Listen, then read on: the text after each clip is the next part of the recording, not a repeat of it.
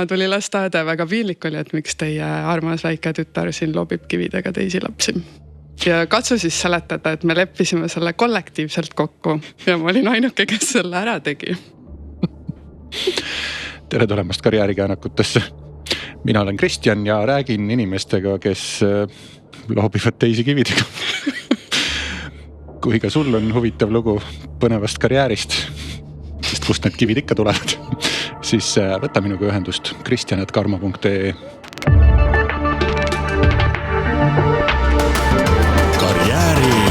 Käänakud. Algab karjäärikäänakute Women in Tech eri, mis valmib koostöös TalTechi IT-teaduskonna ning Smartwork Academy'ga. Saadet toetab IT Akadeemia. Täna on meil külas Triin. Tere! Tere! Räägi, Triin, mida sa praegu tööalaselt teed? Mina töötan Swedbankis ja olen infrastruktuuri insener. Täpsemalt olen Windows Engineering tiimis ja me haldame Windowsi operatsioonisüsteemiga virtuaalseid servereid. Kuidas see tüüpilisel tööpäeval välja näeb? Minu kõige tüüpilisem tööpäev isiklikult on siis selline, kui ma olen on call ehk et nii-öelda valves. Ma tegelen igapäevaselt sisse tulevate piletitega, ticketitega. Need siis võivad olla väiksemat sorti intsidendid mõne serveriga või siis lihtsalt plaanipärased muudatused mingites serverites. Ja siis hommik algab meil tavaliselt tiimi stand-upiga. See, kes siis on call'is, annab ülevaate, mis on toimunud, kas on midagi põnevat teoksil. Ja siis peale stand-upi igaüks läheb oma taske tegema. Ja siis mina on-call'i insenerina hakkan vaikselt neid pileteid lahendama. On seal ka mingisuguseid, ma ei tea, intsidente, värke, siukseid? Meie oma tiimisiseselt siis teenindame panga teisi tiime, et meieni jõuavad siis sisemised taskid ehk et ja intsidendi all siis peamiselt, sisuliselt, kui sa kujutad ette tavalist IT-supporti tööd, et keegi helistab, ütleb, et mul siin laptopis ei tule notepad lahti, et siis sama asi võib juhtuda ka serveriga. Et siis sellist laadi asju me on call'i raames lahendame. Ehk siis kõne on, et mul siin serveris ei tule notepad. Jah, õnneks ei ole kõne ja õnneks ei ole notepad. Aga see on siis on call'i poole pealt ja juhul, kui ma ei ole on call, siis ma tegelen mingi teise projektiga, kas siis on vaja mingit softi, tarkvara siis serveritesse installeerida ja servereid on palju, neid on mitu tuhat, et selline haldus ka. Kas tuleb ka mingeid, ütleme selliseid asju, et ma ei tea, ongi kiiresti vaja lahendada? Ja ikka tuleb ja siis ongi oluline, et sa päriselt saad aru, et kas päriselt on kiire või lihtsalt sellel inimesel, kes selle pileti on avanud, on kiire. Et see on oluline oskus aru saada. Sest et inimlikus plaanis alati, kui sul on, sa teed oma tööd, sul tekib mingi tõrge, siis sinu jaoks on see alati hästi kiire ja urgent, et kohe. Palju sa nagu seda seal tajud, et mingisugused siuksed asjad, kus ongi, et selle pileti avaja arvates on kiire. Aga et võib-olla, kui ta oleks asju natuke paremini planeerinud ja andnud varem teada, siis sellega ei peaks nii kiire olema. Ja seda tuleb, see on tüüpiline ja hästi palju on call'i töös, muidugi suur osa on see tehniline pool, et sa lahendad seda tehnilist mure, aga hästi palju on ka suhtlust, et sa võtadki kätte, siis kas räägid või kirjutad selle inimesega, et mis tegelikult toimub ja sageli need probleemid ei ole nii kiired, ei ole nii suured ja hästi palju on kommunikatsiooni ka selles töös, mis on üllatav. Et just kui nagu tehniline töö, aga tegelikult on suur osa sellest töö ikkagi inimestega. Töö sisu ongi hästi tehniline, aga seda kõike toetab sealt siis suhtlus inimestega, et see teeb selle töö tegemise lihtsamaks. siis noh, eks ju, kui mingisugusel piletil hakkab tähtaeg tulema, eks ju, et noh, et seal on raudselt mingid SLA-d, eks ju taga. Ikka, jah. Ehk siis süsteem ise hoiatab, et kuule, need piletid on vajavad varsti tähelepanu. Aga noh, ikkagi mulle tundub, et ükskõik mis sorti piletite või tööga sa tegeled, kui sa alustad oma hommikut, siis sa vaatad nagu üle, et mis tänased tegevused on ja mis prioriteedid neil on, et jah, see prioriteetide sättimine on oluline. Ja noh, ütleme, need sotsiaalsed oskused mängivad ka siis, kui just, et keegi üritab sind nagu mõjutada tegema midagi, võib-olla ta ei ole isegi piletit avanud. Ja seda tuleb ka, et seda me naljatlemisi ise omakeskis kutsume shadow IT-ks, et katsume seda vältida, et igast tegevusest jääks ikkagi mingi track järgi, aga see on ka hästi inimlik, sest et ega see ticketi avamine ükskõik mis asutuses, mis süsteemis, see on tüütu. Palju lihtsam on avaldada sul mõni vestlusaken ja küsida ja sageli need probleemid tegelikult ongi ju siuksed lihtsad ja kiiresti lahendatavad, et noh, jah, et kui palju on nagu selliseid probleeme, kus sa pead ise sinna serverisse sisse minema versus see, et sa pead lihtsalt juhendama, et näe, vajuta sinna, siis on. Ei, või seda ikkagi, ei ole? Ja siis üldiselt meie ikkagi insener siis madistab seal serveris. Teieni nii lihtsad asjad ei jõua. Ja, need jäävad ikkagi sinna IT supporti, mis on nagu esimene liin siis. No nii, aga räägi, kust sa alustasid oma tööelu? Minu päris esimene töökoht, mille eest ma palka sain, oli Tartus. Ma arvan, ma olin siis 13 too suvi, kui avati Tartus Barclay hotell, mis tollel ajal oli siis hästi, ma arvan, see oli esimene, ma täpselt tärne ei mäleta, kas oli 3 või 4 tärne, igatahes uhkem hotell ja kogemata juhtus nii, et minu tädi töötas seal. Ja siis oli neil vaja suveks puhkust alustaks appi kedagi, kes aitaks tube koristada. Nii ehk minu esimene ametinimetus oli toateenija, mis tähendas, et koristasin hotelli tube. Nii neid, kus kliendid olid lõplikult välja check-ind ennast, kui ka päevaseid koristusi, kus oli igasugused kliendi asjad laiali ja siis sa lähed sinna ja koristad. Toona vist nagu seda, praegu järjest rohkem on hotellides see, et umbes, et kui sa tahad, et me rätikud välja vahetaks, jätta nad põrandale, vastasel juhul me ei vaheta neid välja või et noh, et umbes, et kui sa tahad koristust iga päev, siis anna teada, siis oli igal juhul iga päev ja kõik vahetati välja. Ja siis oli igal juhul iga päev, kas oli mingi öötarv, ma nüüd täpselt ei mäleta, mille tagant tuli ka voodipesu vahetada, et siis see oli jah, ikkagi nii ammu, et siis olid teised ajad ja. Ja noh, eks see ongi nagu küsimus, et mingil määral, eks ju, hotellid põhjendavad seda sellega, et iga päev seda pesu pesta on, eks ju, ökom, et sa säästad vett, säästad planeeti, on ju, aga teiselt poolt, eks sa säästad ka raha. Ja noh, jälle, kui majanduslikult on mõistlik raha säästa, siis loomulikult me teeme asju, mis on planeedile kasulikud. Ja no kui sa ka ise kodus oled, sa ju ei pese iga päev oma rätikuid vannitoas. ei pese tõesti. Kuigi iseenesest võiks ju, sest et pesumasin on seal samas, miks mitte. Ja, aga see ma olin väga uhke selle töö üle, sest et ma olin ikkagi nii noor sellel ajal ja väga raske oli leida mingit sellises vanuses tööd ja see oli ikkagi stabiilne, ma arvan, ma töötasin 1,5–2 kuud suve jooksul ja seda juhtus küll harva, aga mõnikord ju jäeti jootraha.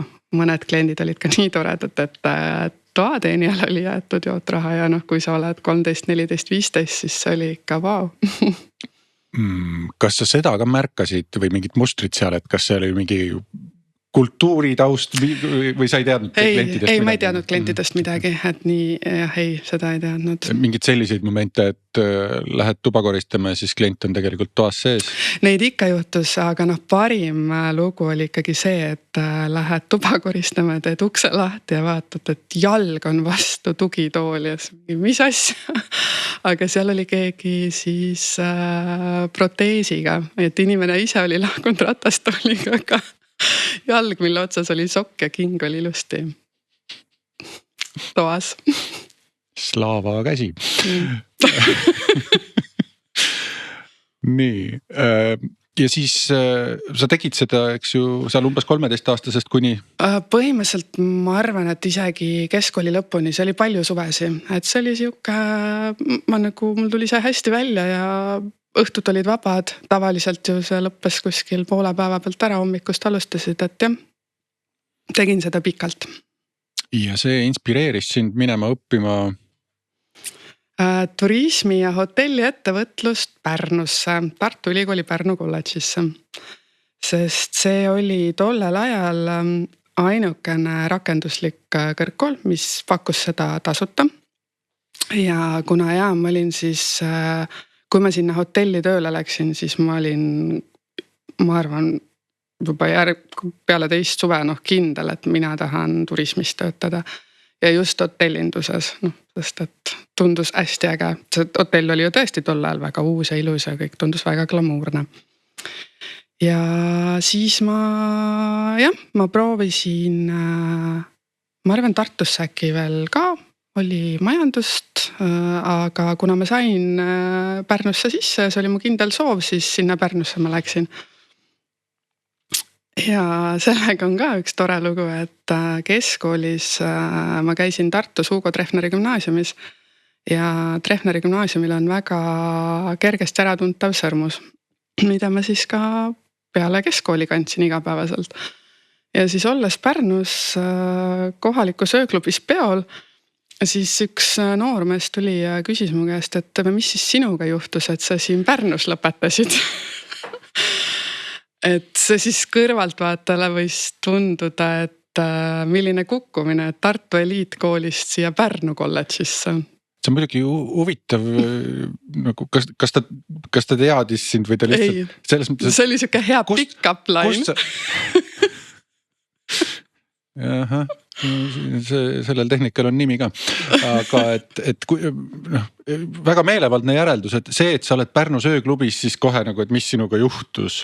Pärnus ikka inimesed käivad vahel ju pidutsemas. See oleneb aastaajast ja seal tõenäoliselt olid mingitel kindlatel nädalapäevadel tudengipeod. Ma arvan, et see ööklubi oli täis tudengeid ehk ma arvan, et ta nagu eeldaski, et ma õpin Pärnu kolledžis, et see sisuline mõte oli jah, et kuidas sa siis nüüd nagu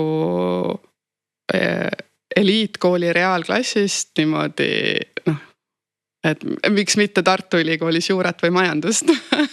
Aga see oli tollel ajal mu kindel soov, ma ise ei arvanud, et see on nagu midagi häbiväärset. Ja siiamaani ei arva.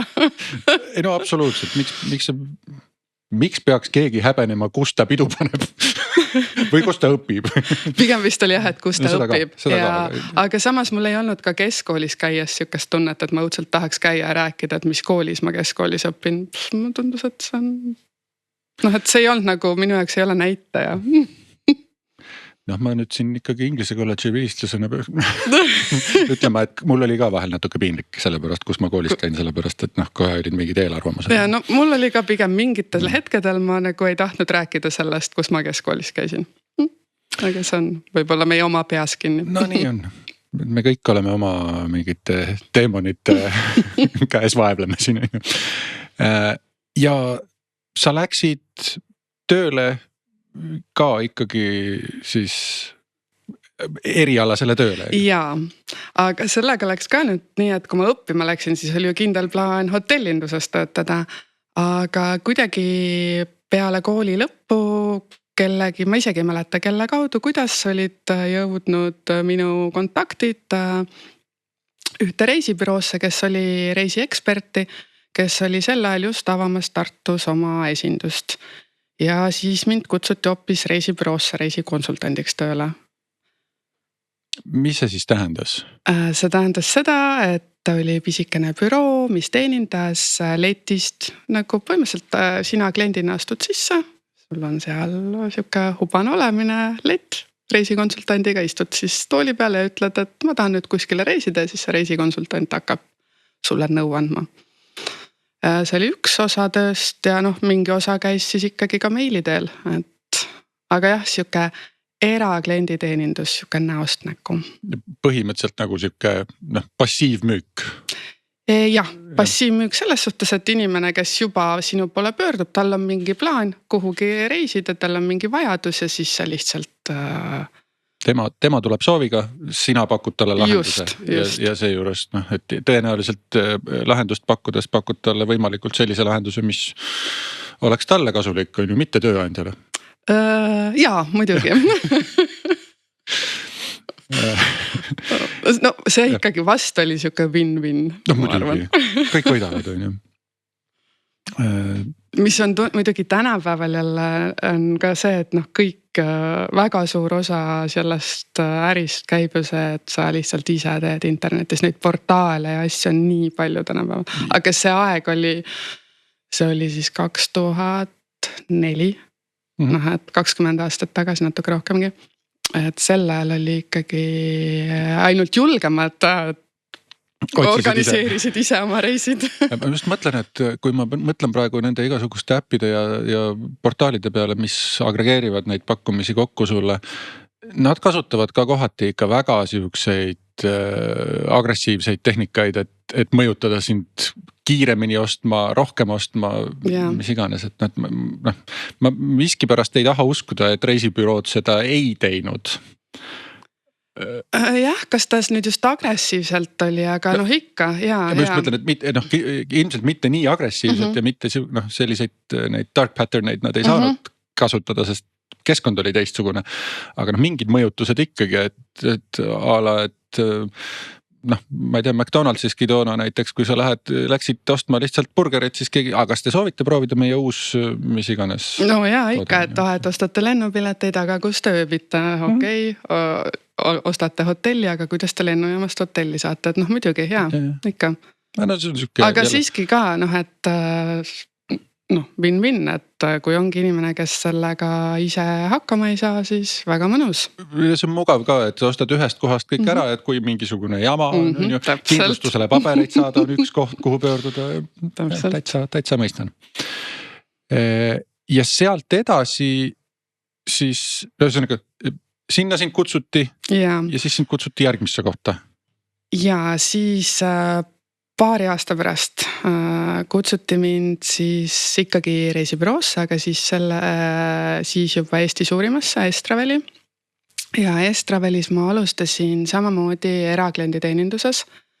Neil oli Tartus sel ajal Lõunakeskuses väike büroo, ehk et kaubanduskeskuse boksis, letis, pikad tööpäevad,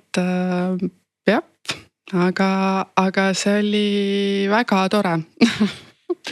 Natukene kumasid küll läbi seda, et õpi seda reisiasjandust ja see on glamuurne. Ja alati, kui sa ka ütlesid, et ma töötan reisibüroos, siis kõikide esimene reaktsioon, oi sa saad nii palju reisida.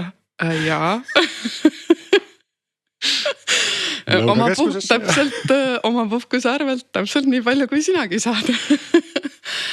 Aga ei, see oli väga tore, ma olin väga õnnelik selle üle, et kuidagi jälle hea sõna oli liikunud. Ja sealt Lõunakeskuse väiksest büroost siis ma ka paari aasta jooksul kandideerisin Tallinna büroosse äriklienditeenindusse, mis siis tähendas seda, et ma töötasin kontoris, ma töötasin oma lepinguliste klientidega, suhtlus käis kõik meili teel, telefoni teel, mul olid oma kliendid, ja see oli suurepärane aastaid. Aga see oli siis nüüd esimene kandideerimine? Ei, ka see ei olnud veel esimene kandideerimine. Kuigi sisemine? Okei, sisemine, tõsi, aga sellega ei kaasnenud töövestlust. Et lihtsalt saatsid oma sooviavalduse ja kuna ma olin töötanud seal ettevõttes juba, siis kuidagi ei töövestlust ei olnud. Okei, ühesõnaga, et põhimõtteliselt me jõuame nüüd sinna, et sa oled nüüd tööd teinud varsti juba, ma ei tea, noh, üle 10 aasta julgelt. Ja mitte kordagi käinud töövestlusel. jah,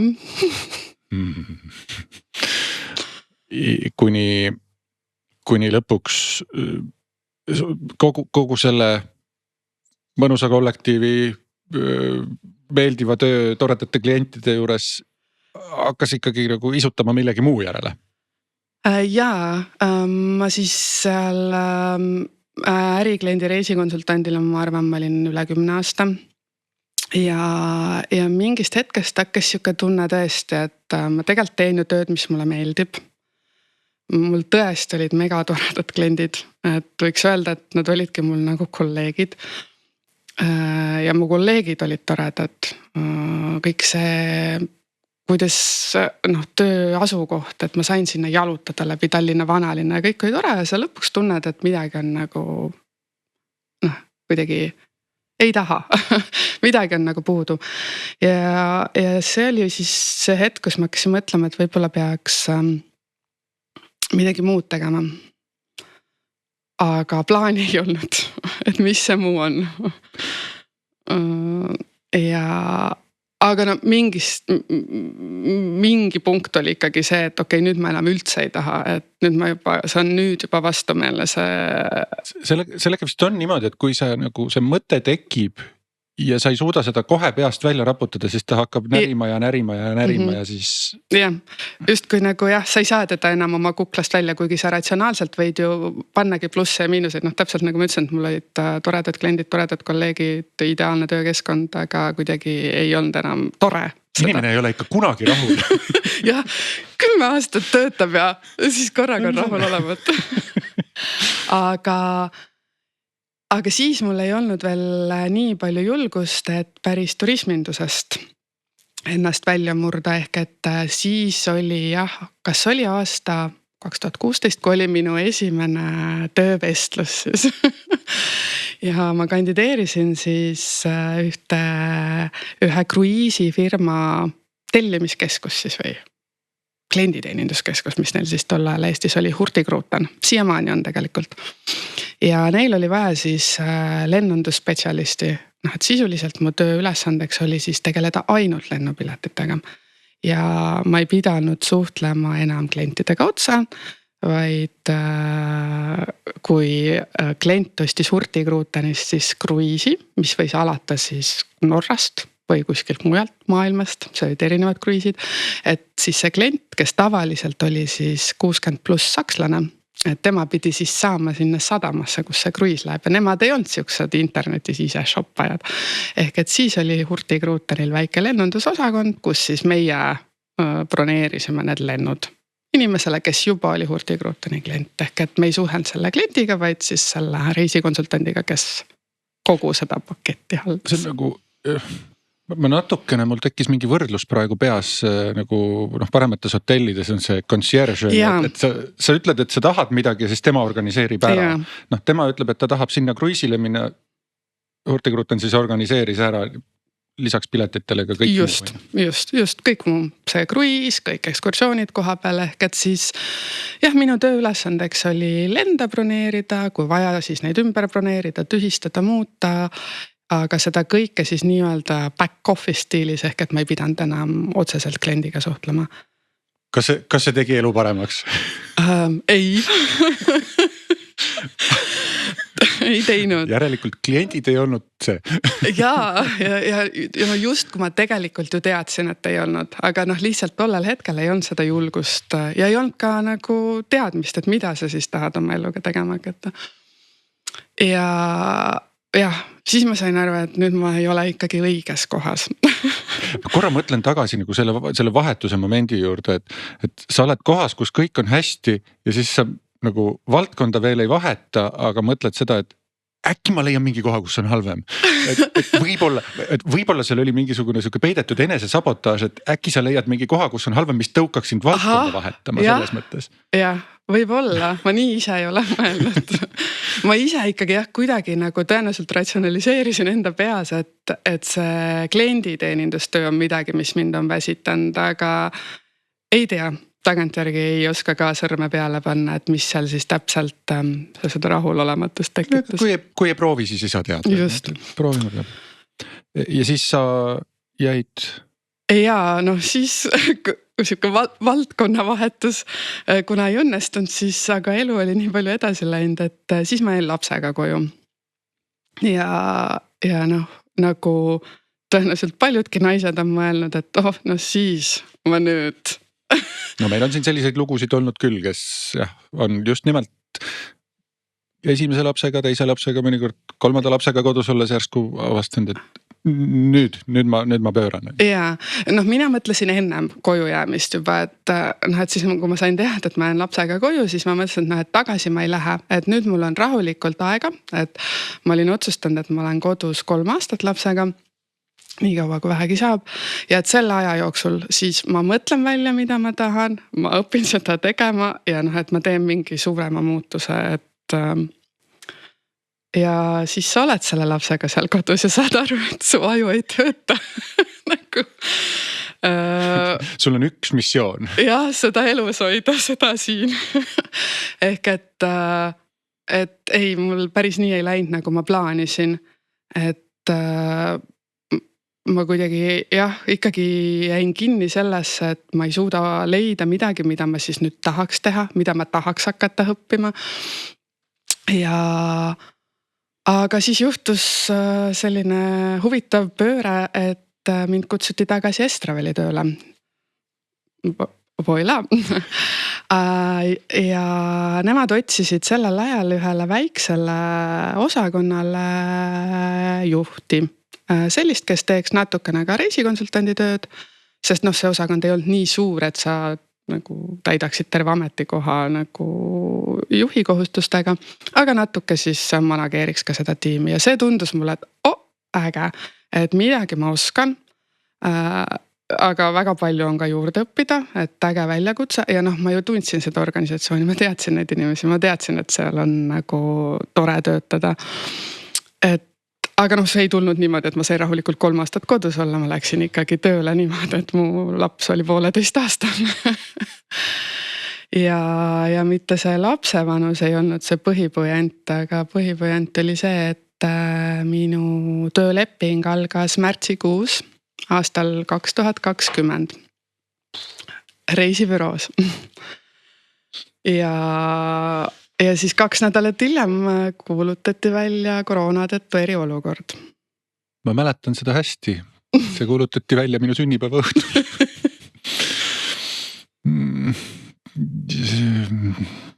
Aga ma ei kujuta ette, mis tunne oleks olnud siis olla reisibüroos. Ei olnud hea tunne. Teadmatust oli hästi palju. Kõik töö, mis sulle nii-öelda sisse tuli klientide poolt, midagi positiivselt seal ei olnud, keegi ju kuhugi lennata ei saanud ja kas sel ajal see osakond tegeles ärireisidega, et need olid suured hankekliendid Euroopa Liidu hangetelt võidetud, et segadust oli kohutavalt palju ja kogu suhtlus siis käis ainult siuksel negatiivsel foonil, et on vaja midagi tühistada, mingid refande, tingimused ju iga päev muutusid, kuhu saab lennata, mis tingimusel, mis dokumente vaja, et hästi palju siukest segadust. Et suur osa tööst oli tegelikult siis selline, mis lõpuks viis firmast raha välja, mitte ei tulnud sisse. Tollel ajal kindlasti, et ja ka siis see teadmatus, et mis minust saab või mis üldse sellest ettevõttest saab, keegi ju ei teadnud, kaua see kriis kestab. Et kui ma õigesti mäletan, siis me töötasime kõik poole koormusega teadmata aja, et ja siis ikkagi, kui see kevadel koroona hakkas, siis mingid suve lõpuks ikkagi reorganiseeriti see väike osakond, kus ma töötasin ja ma sattusin või mulle pakuti tegelikult võimalust töötada kliendihalduses, mis tundus ka nagu, et huvitav, et seal on midagi juurde õppida, et seda ma pole varem teinud, aga jällegi need Estraveli kliendid mulle ju olid tuttavad mingis osas. aga seal ma sain üpris ruttu aru, et see ei sobi mulle isiklikult selline töö, et seal oli ikkagi vaja siis ka rohkem sihukest aktiivset müüki, mis minule kuidagi ikkagi ei klapi. oota, aga see oli ikkagi äriklientidega? ja ikka, ja. Et ja noh, seal oli, see kliendisuhtlus oli ka või see müügitöö oli üliväike osa, seal oli kõike muud ka. Aga kuidagi sealt mulle kuidagi proovisin ja pingutasin ja justkui nagu sain hakkama. aga ka sel ajal me töötasime osakoormusega ja ma tundsin, et see aeg, mis ma tööl olen, on lühikene. See osakoormusest tuleneb osapalk, mis ma saan, ei ole ka nüüd märkimisväärne.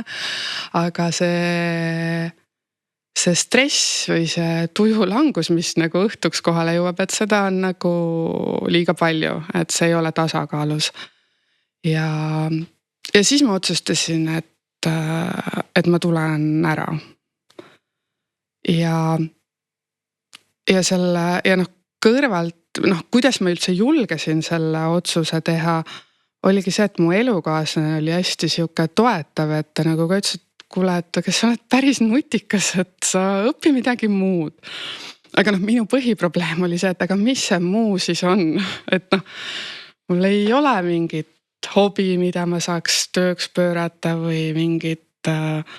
Ja korraks mul käis peast läbi mõte, et kuna mu laps sellel ajal käis Sõimes, see hästi tore lasteaia Sõim Põhja-Tallinnas ja kõik õpetajad hästi toredad ja see kõik tundus ägesemast, aga läheks õpiks alushariduse õpetajaks. Ja siis ma mõtlesin nende lastevanemate peale, kellega ma pean suhtlema. Ja siis ma mõtlesin, et ma ei tea, kas on ikkagi nüüd jälle see, et see oleks ametikoht olnud, kus oleks ikkagi paar aastat pidanud ennem õppima ja kuidagi. Ja kuna mu elukaaslane töötab IT-s, siis ta nagu väga julgustas, et aga et IT, et seal on ju väga palju variante, mida teha, mis valdkonnas õppida, kuhu areneda. Ei tundunud nüüd sihuke jube põnev, et lööks kohe silma särama, aga siis koroona ajal, kui kõik kohad olid kinni ja mina olin oma väikse lapsega ka kodus, siis meil maja ümber tekkis selline väikeste emade liivakastiklubi. Ja sealt mul naabrinaine, ikka räägid, et kellel, kuidas me kõik tegime väikest viisi laste kõrvalt tööd ja see on päris ekstreemne kogemus. Ja siis me jagasime oma kogemusi ja siis meil üks naabrinaine ütleb, et aga et minule jäi kuskilt silma mingi naistele mõeldud IT ümberõppeprogramm, et ma pärast otsin üles, et mis see oli. Ja niimoodi siis jõudis minuni Work in Tech ümberõppeprogramm. See oli esimene aasta, kui see toimus ja see oli naistele suunatud ümberõppeprogramm. Ja siis ma kandideerisin sinna. Aga sellel hetkel, kui ma tulin ära reisibüroost, sellel hetkel ei olnud veel kindel, et ma sinna programmi saan, sest et äkki oli niimoodi, et sinna oli 5 inimest kohale konkurss.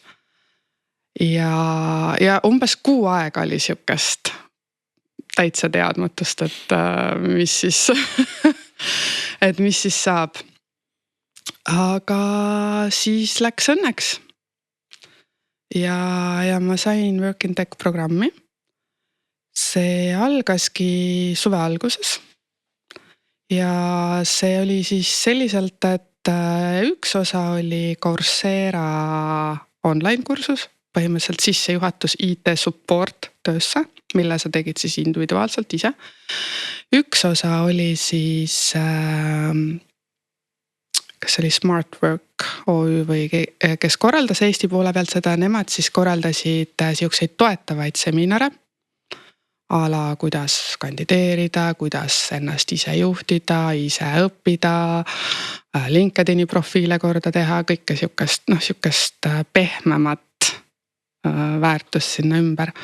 Ja siis kolmas osa, mille pärast mulle see programm tohutult meeldis, oligi see, et sul oli vaja minna praktikale peale seda programmi, et see oli üks osa, et sa pidid minema ja tegema IT-alal praktikat ja siis ma mõtlesin, et see on siuke, peab. Kas nad aitasid ka seda praktika kohta leida või? Jaa, aitasid. Meil toimusid selle Work in Tech programmi raames olid ka praktikaseminarid, nii et olid mitmeid ettevõtteid, kes käisid siis tutvustamas oma praktikavõimalusi. Ja siis üks nendest ettevõtetest oli Swedbank, kes siis tegi ettekande sellest, mis võimalused on ja et nad erandkorras siis sellele Work in Tech programmile avavad 6 praktika kohta. Et sügisest, kuna me alustasime mais selle Courseraga, et sügisest siis tuleb kandideerimine. Ja siis ma mõtlesin, et okei, sinna ma pean saama. Et see on suur organisatsioon, et kui ma sinna saan praktika, ma saan jala ukse vahele. Et jah, ükskõik mis, et ma teen siin selle Coursera läbi kiirelt ja valmistun siis selleks praktikale kandideerimiseks. Et sa S-Travelis olid näinud, et kui on piisavalt suur ettevõte, et siis seal sisemiselt on võimalusi küll. Ja isegi kui nüüd S-Traveli ja Swedbanki võrrelda, siis nad on ju tohutult erinevad, aga ja isegi ma tundsingi, et ma tahaks vahelduseks kogeda siukest ettevõtet, mis on tõesti nii suur, et sul on sisemisi liikumisvõimalusi palju, et see oli mu kindel plaan. Ja see oli siis nüüd su elu teine kandideerimine? Jaa, see oli mu elu teine kandideerimine. Ehk et siis, kui sügisel tulid need praktikakuulutused Swedbanki, siis selgus, et 6 koha asemel on neil ainult 3 kohta ja oli 2 kuulutust. Üks oli siis osakonda Workplace and Collaboration ja teine oli Windows Server Engineering. Ja siis ma loen neid kuulutusi. Workplace'ist kind of sain aru, et tegelete tööjaamadega, selge. Windows Server Engineering, ei, loed nagu eespoolt, tahapoole, tagantpoolt, ettepoole, sa ei saa aru, millega see kutsun veel elukaaslast ka, et kuule, et kui sina loed, et kas sulle et kuidas sulle tundub? Istavad või, et see tundub maru tehniline, et ma nüüd ka päris lõpuni aru ei saa, millega tegelevad, aga liiga, et see on siuke padu IT. Ja siis ma kandideerisin sinna Workplace'i tiimi. Väga tore oli, ma tegin elus esimest korda mingit videot, kus ma pidin siis nagu mitte motivatsioonikiiri, vaid siuke motivatsioonikõne minut aega, et miks ma ikkagi tahan tulla ja aeg oli nii palju edasi läinud, et oli vaja teha graafilist CV-d ja see oli nii äge kogemus. Aga seda kõike oli see Work in Tech õpetanud ka? Jaa, just ja väga ja just see, kuidas meil käiski keegi ka Töötukassast rääkimas, kuidas ennast ette valmistada töövestluseks, kuidas CV-d koostada ja äkki oli ka keegi, kes näitaski erinevaid neid töövahendeid, kus neid CV-s ilusti teha, muidu võib-olla olekski läinud oma Wordi paberiga lehvitama. Paber, pliiats, lapsega koos. Tehtud. Ja siis ma ütleks tegelikult, et see oli see praktikale kandideerimise vestlus oli siiamaani mu elu kõige ägedam töövestlus.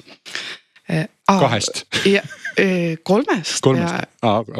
Ei, 2 võib-olla jah. Aga kuidas tegelikult ma unustasin ju rääkida, kuidas ma sinna vestlusele sain. Ühesõnaga saatsin kõik ära oma dokumendid sinna Workplace and Collaboration tiimi ja paar päeva hiljem tuleb mulle kõne, et tere, et mina olen Marko Windows Server Engineering tiimist ja ma nägin sinu seda taotlus või avaldusi või dokumente siin kandideerimaks praktikale, et kas sul oleks aega rääkida? Ma olin töötu sel ajal, ma mõtlesin, et jaa, et kena küll, et muidugi mul on aega. Aga et ma oma teada kandideerisin sinna teise tiimi ja kui ma nüüd päris ausalt sulle ütlen, siis ma lihtsalt ei saanud aru teie töökuulutusest. praktikakuulutuses. Ja siis, aga ta arvas, et sellest pole midagi, et kui mul on aega, siis saame ikkagi Teamsis kokku ja räägime. Noh, koroona aeg oli endiselt, kõik käis ju online'is. Ja nii siis ma sattusingi vestlusele, kus siis ühel pool oli minu tulevane juht ja selle tiimi Scrum Master. Ja see oli väga äge, see kestis tund aega. Seal olid väga toredaid mõtteharjutusi ja lihtsalt siuksed klassikalisi ka, et kus sa näed ennast 5 aasta pärast, aga jah, siuksed mõtteharjutused, millel ei ole nagu õiget ega valet vastust, et see oli äge kogemus. Ja läks niimoodi, et siis ma saingi praktikale tiimi, mille tööst ma ei saanud aru. Mis tunne oli? Seda on väga raske kirjeldada, mis tunne oli. Ma olen palju selle peale mõelnud, kui ma kellegile räägin sellest kogemusest, ja mul ei ole head näidet tuua, et paralleeli, et näiteks, et kui sa seletad meeste rahvale, et see on umbes sama, kui sa peaksid hakkama kudumist õppima, ei ole, see oli ikkagi nagu, ühesõnaga ma ei oska tuua paralleeli, kui suur muutus see ikkagi oli. Kui ma heegeldada oskan, kas kudumine on väga keeruline või? See on ikkagi kuidagi, jah, mul ei ole siiamaani ühtegi head paralleeli, et nagu piltlikult nagu. Mingis mõttes sa lähed nagu töökeskkonda, kus sa pead ka keelt õppima kõvasti, et aru saada nendest mõistetest sellest kogu maailmast. Ja see üks asi on need mõisted. Praktika oli siis plaanitud 2 kuud ja selle eeldusega, et kui me teineteisele sobime, et kui minule sobib see tiim ja mina sobin tiimile, et siis tegelikult nad otsivad sinna nagu inseneri. Ehk et alguses oli siuke no pressure, ma olen praktikant ja siis ma käisingi kuulasin koosolekuid ja vestlusi, kus ma reaalselt kirjutasin üles endale mõisteid, mida ma pärast guugeldasin. Sest et üks asi on ja veel need mõisted, teine asi on igasugused lühendid, mida kasutatakse, mis siis on kas IT-spetsiifilised või üldse selle organisatsiooni spetsiifilised. See oli väga raju. Muide, seda peab ütlema, et uude organisatsiooni tööle minnes, eriti kui see on suurem ja natukene pikema ajalooga organisatsioon ka, siis minu jaoks esimene asi, mis ma tahaks nagu, ma tahaks aru saada, mis üldse toimub ja ma ei tea, mul on mingi kiiks, et ma tahan ka lühenditest aru saada, mitte ainult lihtsalt, et mis asi see on, vaid et kust need tähed tulevad sinna lühendisse. Ja ma mäletan, kui ma läksin esimest korda näiteks panka tööle ühte teise, siis seal oli ka ühe sihukese kogenuma arhitektiga lõpuks sain niimoodi laua taha, et küsisin, mis see on, siis ta kirjutas mulle enam-vähem salfräti peale, et see tuleb sellest ja nüüd ma ei tea, et kas N on seal New või Nordic, et et siin nagu ajalugu natukene läheb nagu 8. Et see on sihuke jah, eriti kui need lühendid on juba väga vanad, siis keegi ei pruugi isegi teada, mida ta algselt on tähendanud. Et päris põnev on seal seda arhiivitööd teha nii-öelda. Ja minul lisaks nendele lühenditele oligi ka see tehniline sõnavara, et üldse aru saada, millest need inimesed räägivad seal. Sest et selle Work in Tech see programm oli ikkagi IT support, ehk ta oli hästi nagu ülevaatlik. Pigem nagu siuke esimese liini tugi. Just, see tugi, kui sa ükskõik kus sa töötad ja sul ongi, et sinu nagu tööarvutis midagi töötad, siis sa helistad või kirjutad, siis see support. Ja sina oled nüüd järsku serverite tiimis otse sealt. Põhjas, nagu põhjas, et seal Work in Tech programmis oli küll üks moodul serveritest. Aga et ma nüüd siis olin kuulnud seda sõna server. See on juba rohkem kui see, et sa ei ole seda kuulnud. Tõsi. Ja sellele siis lisada veel see vint peale, et endiselt oli koroona, et me tegime seda kõike remotely. Ehk et ma ühinesin tiimiga, mis on siis kus meil on tiimiliikled kõigist Swedbanki riikidest, Läti, Leedu, Rootsi, Eesti. Ehk et niikuinii meil on palju remotely tööd, aga töökeel on inglise keel ja sa ei tunne neid inimesi, sa ei tea, sa ei saa aru, mis tööd nad teevad. Et ma olin väga skeptiline, et kuidas see ikkagi toimib.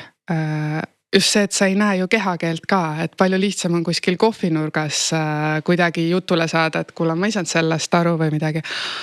Aga tegelikult see ei olnud selline nagu asjatu hirm, sest et tehnilist tööd õppida võib-olla on just remotely parem, sest sa saad teha screen sharing ut. Võib-olla tegelikult on hea, et keegi ei vaata üle õla, mida sa guugeldad, mis termineid sa ei tea, mida sa otsid. Et see pinge oli maas. Screen sharing us sa saad valida, millist akent või ekraani sa jagad. Ja tavaliselt jagad seda, mida sa ei valinud. Aga jaa, see ühesõnaga algus oli siuke huvitav. Aga ei olnud selles suhtes väga hirmutav, et ma võtsingi ennast, kui et ma olen seal praktikal. Et see on siuke tore sotsiaalne eksperiment, et paneme ühe inimese siis ühte tiimi, kus ta ei saa millestki mitte midagi aru.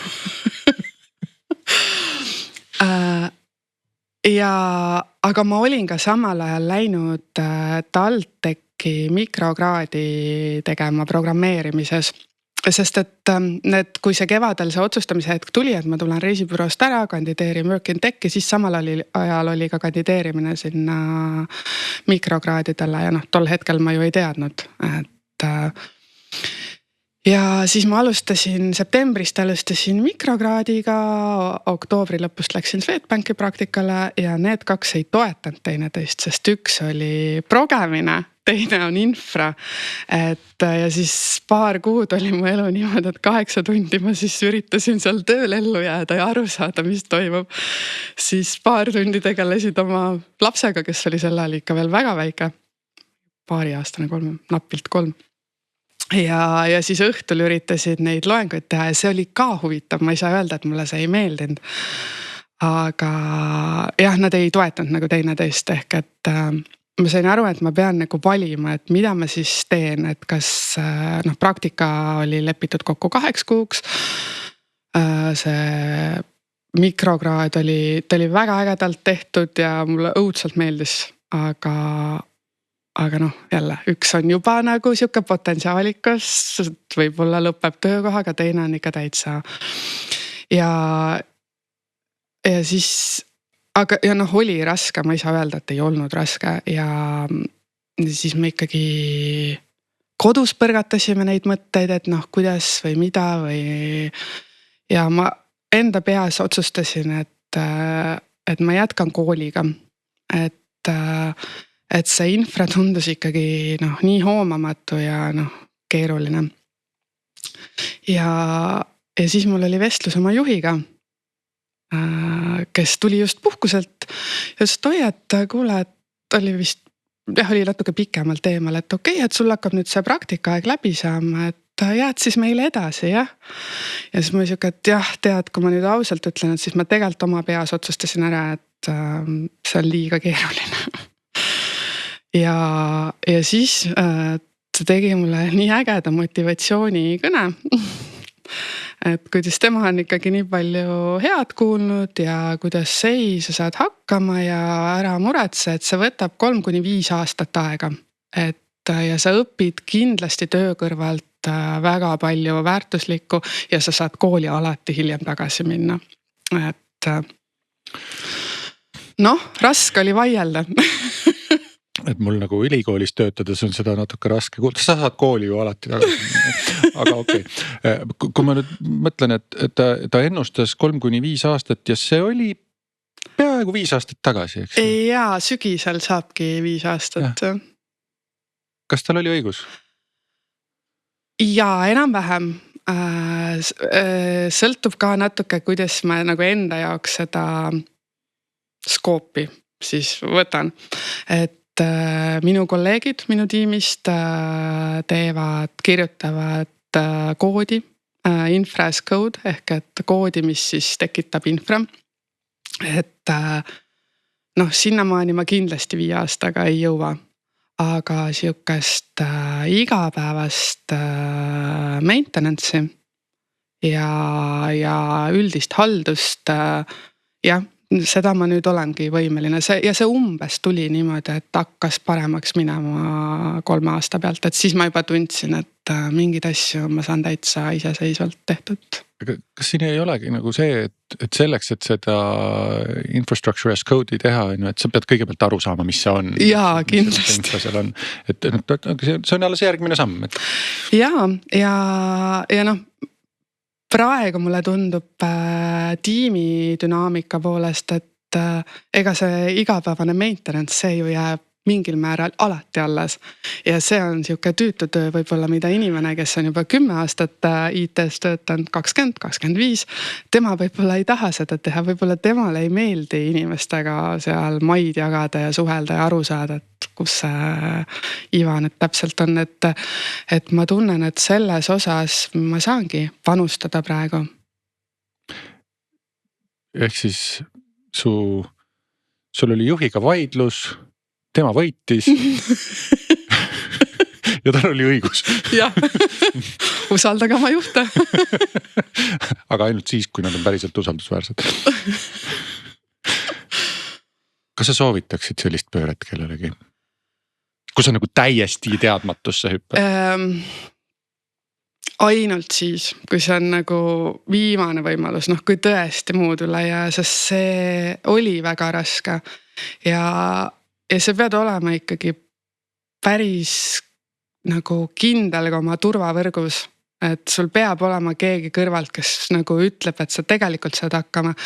Minul oli selleks elukaaslane ja mu tolleaegne juht, kes uskus minusse, et ma sain töö juurde. Need on 2 eri inimest. Jaa, küll sama nimega. Nad on eri inimesed. Aga noh, et sa seal töö juures sa tead, et sinusse usutakse ja siis kui kodus ka peale tööpäeva sa tunned, et endal on ikkagi jälle siuke tunne, et sa ei saanud millegiga hakkama, et siis keegi, olgu see siis elukaaslane, sõbranna, mõni muu perekonnaliige, et ainult sel juhul. Kergekäeliselt ma ei soovitaks, sest et sul on vaja neid motivatsioonikõnelejaid sinna. Minule vist tuleb välja, et oli vaja. Räägime hirmudest. Mis hirmudega sa oled oma karjääri jooksul pidanud toime tulema ja mis sind on aidanud? Ma väga hästi mäletan, kui ma alustasin siis seal Tartus selles väikses büroos Letis ja kui tulid inimesed, kes siis tulid minu käest küsima reisinõu ja nad on 100 korda rohkem reisinud kui mina.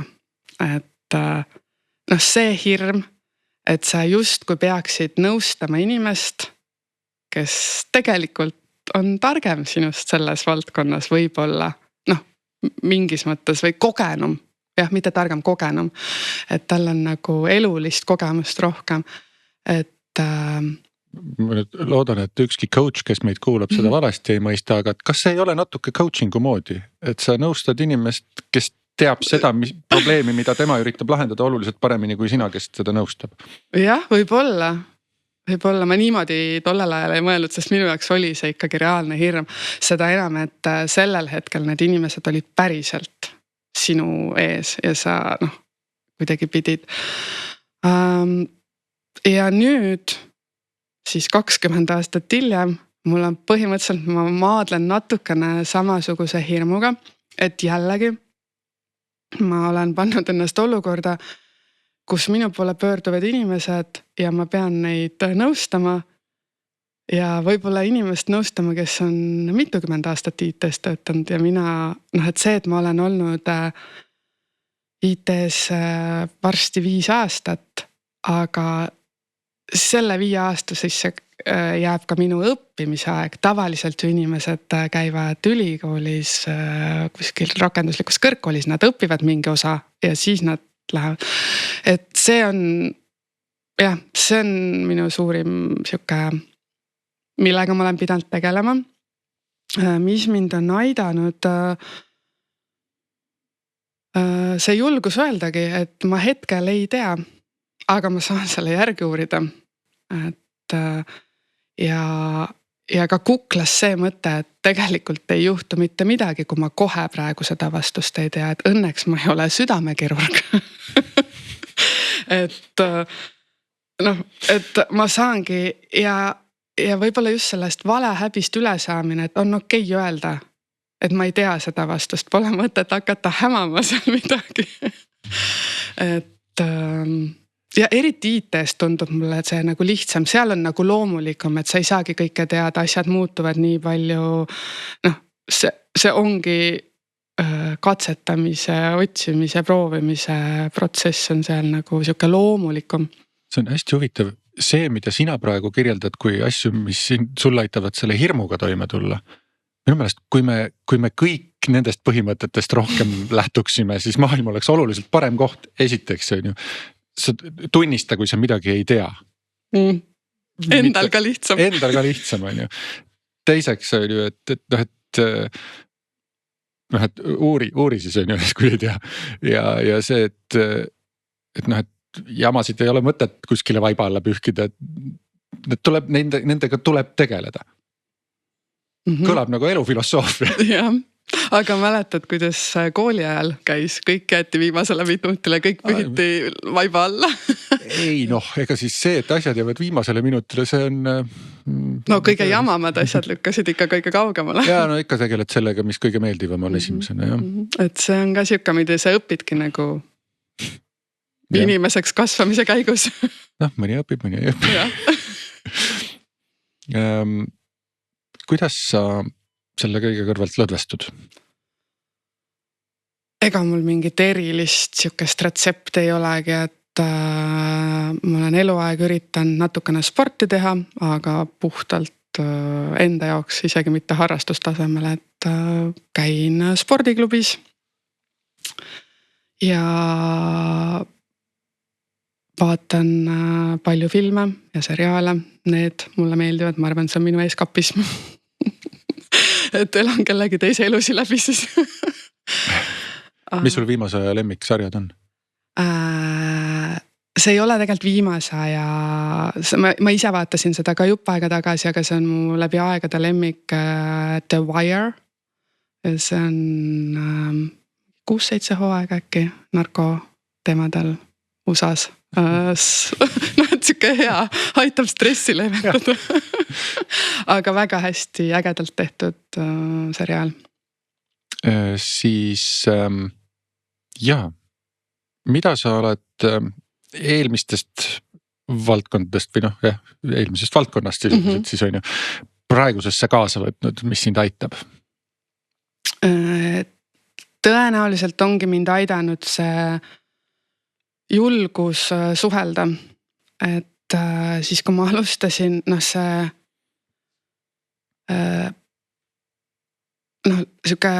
lihtsalt surud oma ego maha ja sa saad aru, et sa pead abi küsima.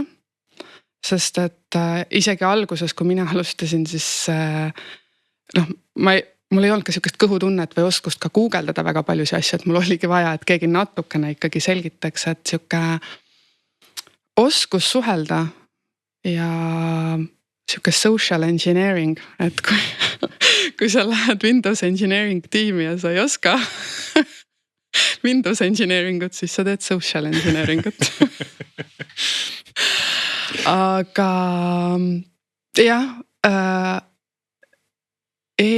just ma arvan, et mind toetas väga palju see, et ma olin pidanud väga palju väga erinevate inimestega suhtlema väga erinevates situatsioonides, ka rasketes, et kui reisikonsultandi ajal, kui sul ikkagi helistab inimene ja ütleb, et kõigepealt karjub tükk aega ja siis ütleb, et miks sa ei öelnud mulle, et siin Finnair streigib ja siit ükski lennuk ei lenda ja mis ma nüüd teen.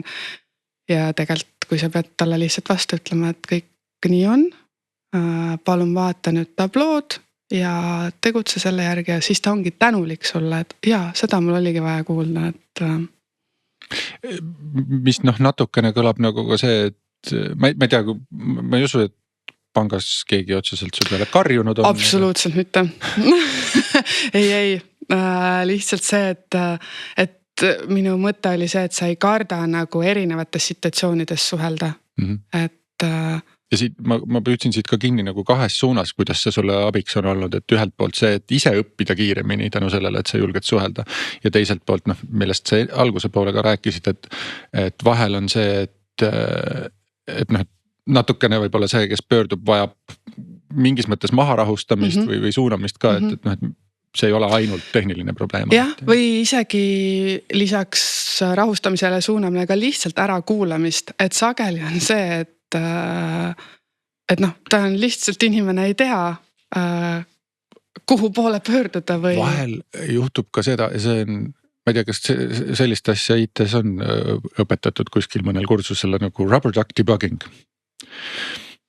Meil on siin mõned kummipardid taustal on ju, et sisuliselt on see, et sa võtad selle kummipardid, tegelikult istub sul kogu aeg ekraani all, sa räägid kõva häälega talle, mis probleemi sa üritad lahendada. Ja üllatavalt paljudel juhtudel on see, et kui sa selle oled kõva häälega välja öelnud, siis sulle jõuab endale lahendus kohale. Okay. Ja seda noh, mul on endal olnud seda, et ma ei tea, helistad kuskile supporti või midagi ja kirjeldad seda probleemi kõva häälega ja siis okei, ma tean, mis ma tegema pean.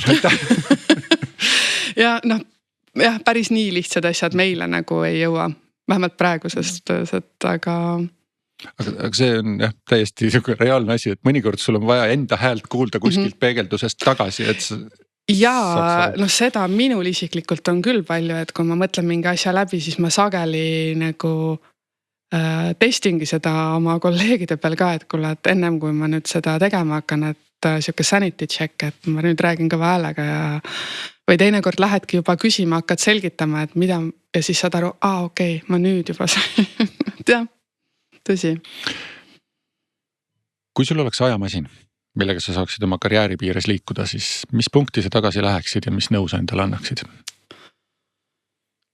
Ma arvan, et ma läheksingi tagasi siis sinna hetke, kui ma töötasin Estrevelis ärikliendi reisikonsultandina ja kui ma esimest korda tundsin, et midagi hakkab nagu logisema või puudu olema või noh, et midagi. Et ma arvan, et mul siuke mõte, et peaks midagi muud tegema, oli tegelikult 3-4 aastat, et see oli päris pikk aeg. Aga noh, nagu ma ütlesin, kõik ju objektiivselt võttes oli hästi, kui kõrvalt vaatad, et said oma tööga ilusti hakkama ja kõik oli tore. Aga silm ei säranud enam. Et ma tõenäoliselt oleks pidanud selle otsuse tegema varem, et midagi on vaja muuta. Aga kas sa siis sosistaksid endale kõrva, et vaata IT poole või?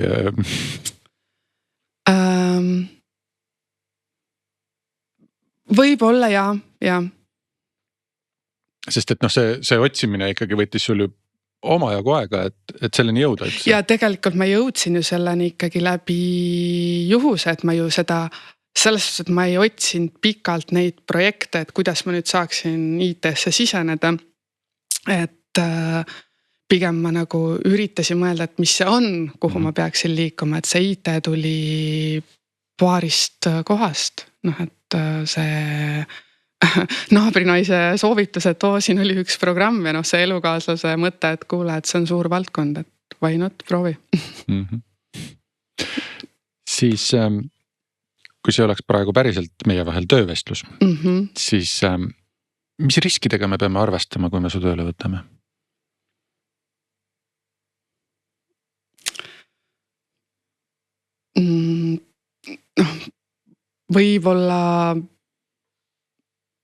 Võib-olla see, et peale siukest kogemust ma ei ole enam nõus nagu tegema mingit tööd, mis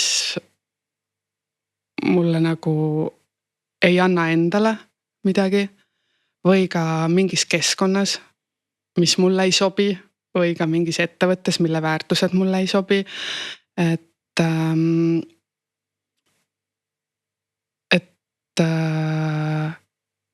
võib-olla see risk, et kui nagu töövestlusel seda kõike väga ilusaks rääkida või väga ägedaks rääkida ja see tegelikult päris nii ei ole, et siis mulle tundub, et ma enam ei ootaks 4 aastat, et vahetust teha. Et jah.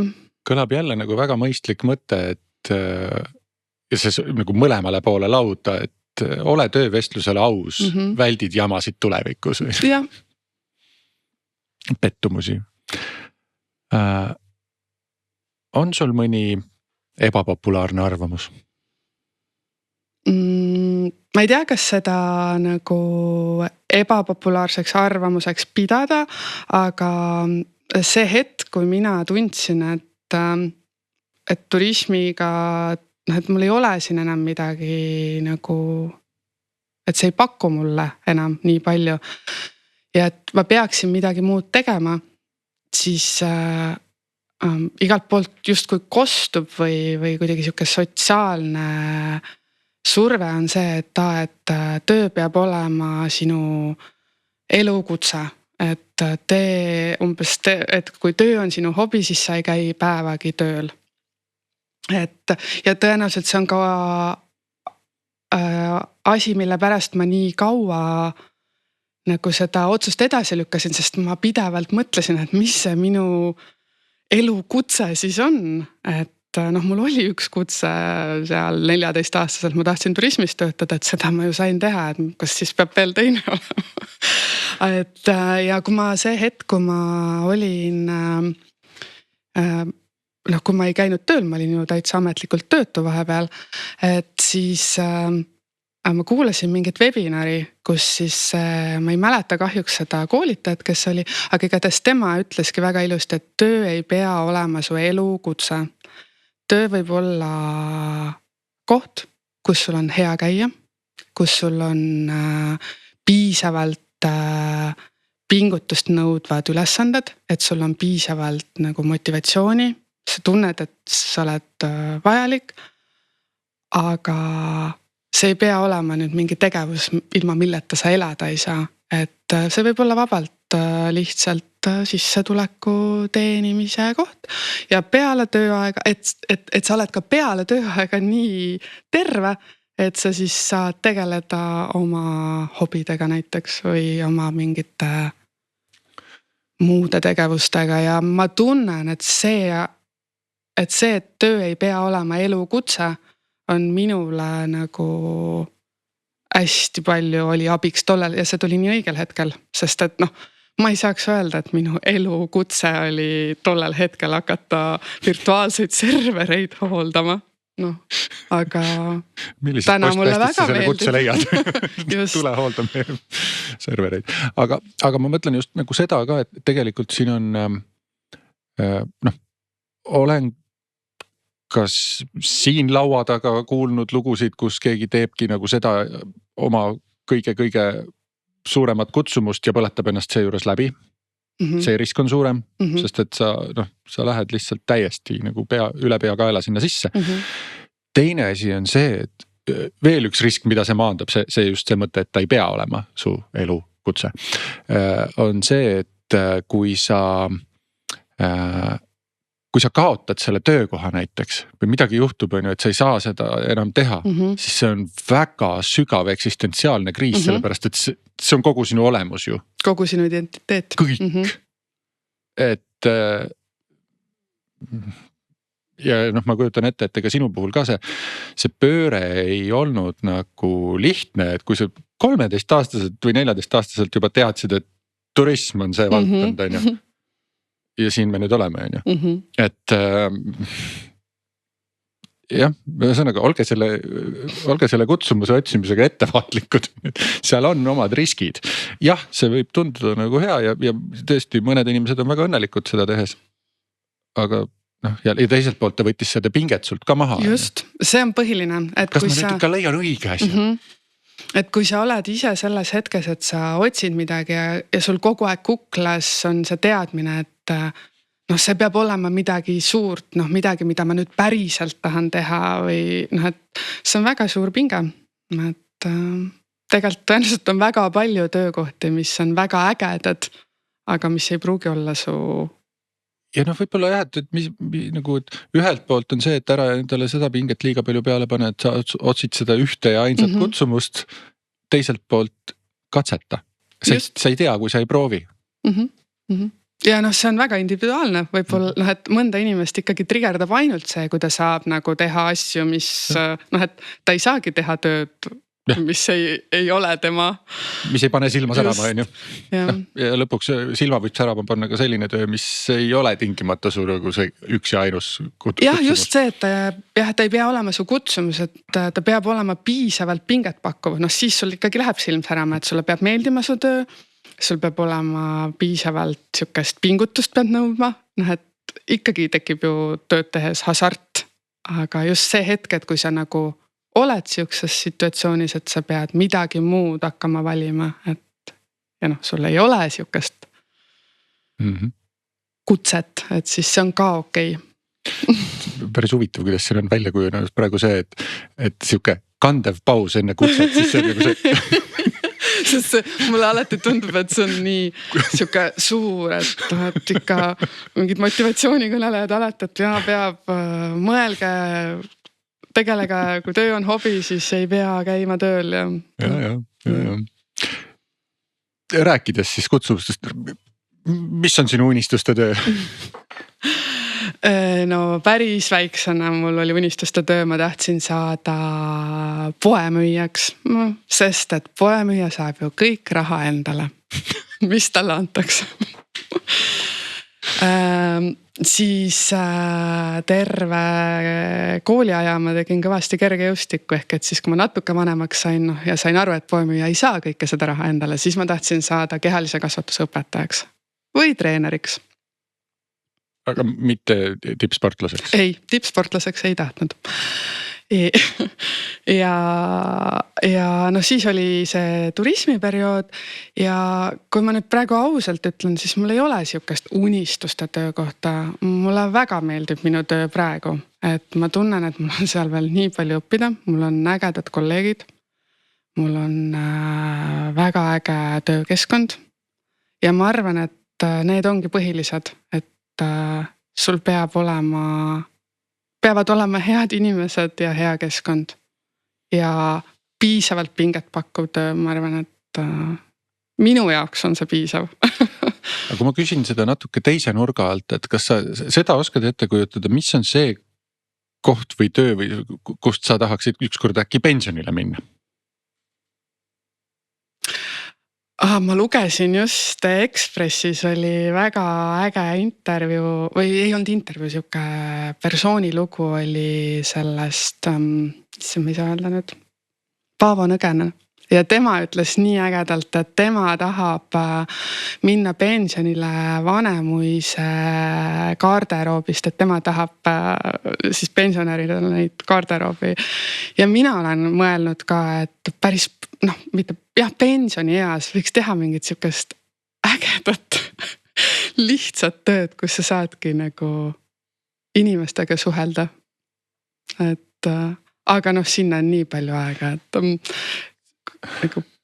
see on jälle huvitav nagu jälle uus twist sellele vastusele või küsimusele, et mitte, et sa jääd pensionile, vaid mida sa teed pensioni kõrvalt.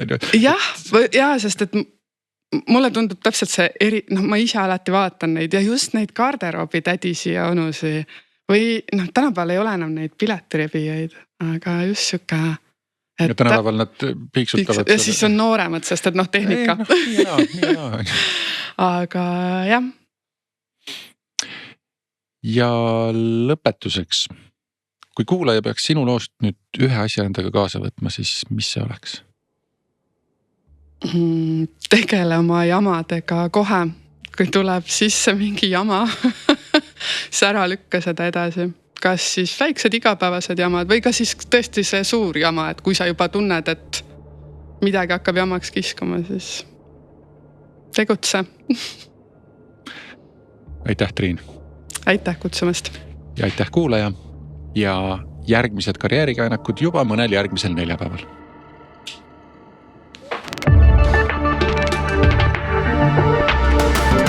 Karjäärikäenakud.